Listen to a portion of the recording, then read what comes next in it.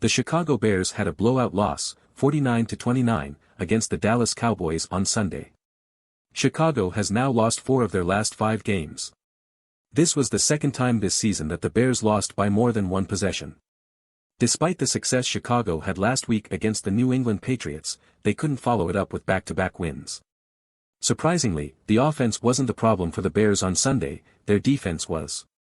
Justin Fields continues to improve. Fields has put back-to-back impressive games, both in the air and on the ground. Over the last 2 weeks, he has thrown for 330 yards with 3 passing touchdowns and has rushed for 142 yards with 2 rushing touchdowns. Now that he's stacked solid performances together, we're finally seeing the quarterback we hoped for when Chicago traded up.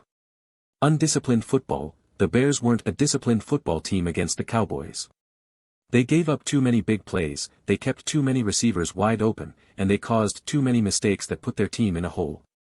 The biggest mistake they made came on the offensive side of the ball. David Montgomery fumbled the football, Micah Parsons picked up the football and was on the ground. Instead of touching Parsons down, Fields jumped over him, and the rest of the offense turned away from the play until it was too late. That play was the story of Chicago's undisciplined play on Sunday. Lack of defensive efficiency. The Bears' defense was less than efficient in Sunday's loss to the Cowboys. They have just 2 third-down stoppages in 11 attempts. They only sacked Dak Prescott once, for a loss of 8 yards. All 4 times the Cowboys got inside the red zone they scored touchdowns. It was over when Micah Parsons picked up a fumble by David Montgomery and ran it back for his first career touchdown. It wasn't so much the score that deflated the team, it was how it happened. Parsons picked up the ball and was on the ground, while Justin Fields, instead of touching him down, jumped over him. An untouched Parsons took the ball 37 yards for a touchdown. That made the game 42-23.